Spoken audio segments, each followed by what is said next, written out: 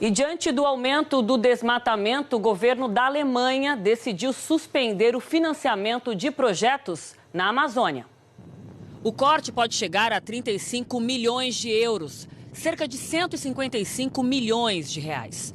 O anúncio foi feito pela ministra do Meio Ambiente alemã, Svenja Schulze, em uma entrevista ao jornal Tagesspiegel, publicada hoje.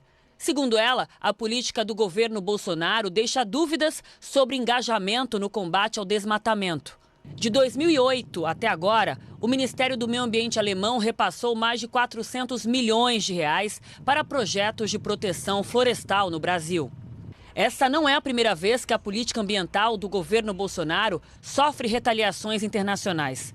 Noruega e a própria Alemanha, responsáveis pelo financiamento do Fundo Amazônia, ameaçam suspender os repasses caso o Brasil insista em fazer mudanças na administração do fundo. As discussões entre os três países estão em andamento.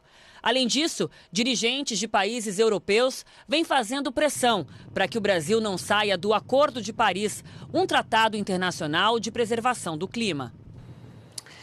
Em nota, o Ministério do Meio Ambiente declarou que essa notícia já era previsível. E apesar do governo alemão ser de um partido conservador, a decisão foi tomada por uma ministra da esquerda. Volto então com ela, Júlia Duailib. Ju, como eu mesma disse nesse texto aí que a gente gravou para o J10, não é a primeira vez que, num contexto da pauta ambiental, o Brasil, no governo Bolsonaro, sofre uma retaliação internacional. E eu achei muito curiosa a resposta do Ministério do Meio Ambiente, que associou essa decisão a uma questão ideológica, né, atribuída à ministra do país. Pois é, Aline, essa questão de meio ambiente não é uma questão de esquerda ou direita, aliás, é uma questão de negócios, a gente vai chegar lá. Queria antes só falar que eu conversei com o ministro Ricardo Salles, ele disse que não foi informado oficialmente sobre esse fato, sobre essa decisão do Ministério do Meio Ambiente da Alemanha. O que se sabe aqui no Brasil que diz respeito ao Fundo da Amazônia. O Fundo da Amazônia, sim, os projetos dele estão parados até que se chegue a um acordo com os financiadores, que são Noruega, a maior parte, e a Alemanha. Então, está tendo uma rodada de negociações, porque ali houve alteração ali no Comitê Orientador do Fundo da Amazônia, que é o grupo que, na verdade, analisa os projetos e tudo mais. O que aconteceu? Quando o governo editou lá atrás aquele decreto que acabava com uma série de conselhos, acabou atingindo também esse comitê do Fundo da Amazônia. E depois, lembra, esse decreto foi questionado pelo STF, que diz que conselho que era criado por lei não podia ser terminado por decreto, não podia ser extinto, desculpe, por decreto. Então, teve toda uma negociação, uma questão envolvendo os conselhos. O governo pretende alterar, então, esse conselho e tem uma negociação, vai sair um novo decreto e tem uma negociação com a Noruega e com a Alemanha no que diz respeito a como é que deve funcionar o fundo.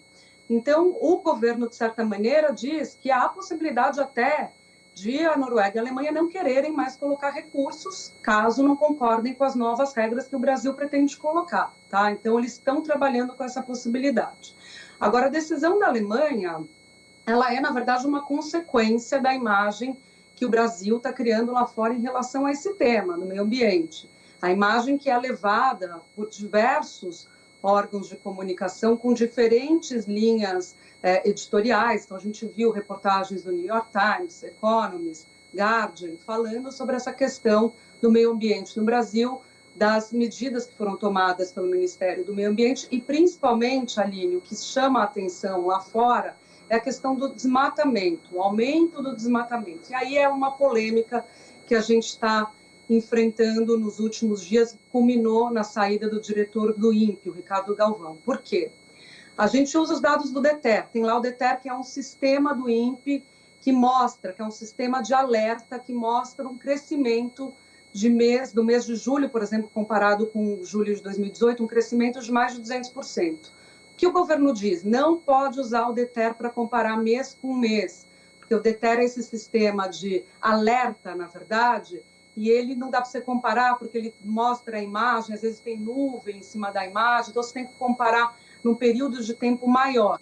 Diz que para a questão do desmatamento anual, para você ter uma ideia mesmo mais clara, tem que ser o PRODES. Quem acompanha esse caso diz que não, que pode ser o DETER, que ele mostra uma tendência que é sempre confirmada. Enfim, uma discussão enorme em torno disso, uma preocupação do Ministério da Economia e da Agricultura, da repercussão que isso tem nos negócios do Brasil, na venda de produtos brasileiros lá para fora, principalmente, Aline, pelo uso das barreiras não tarifárias, dizer que o Brasil não cumpre as questões ambientais e aí impõe restrição à entrada de produtos, por exemplo, na Europa. Essa é a preocupação da equipe econômica, que quer mais pragmatismo nessa área por parte até do Brasil. O que deve ser consenso é que a Amazônia precisa de dinheiro e de cuidados, né, Júlia? Que o consenso chegue em nome disso. Júlia, muito obrigada. Uma ótima noite para você.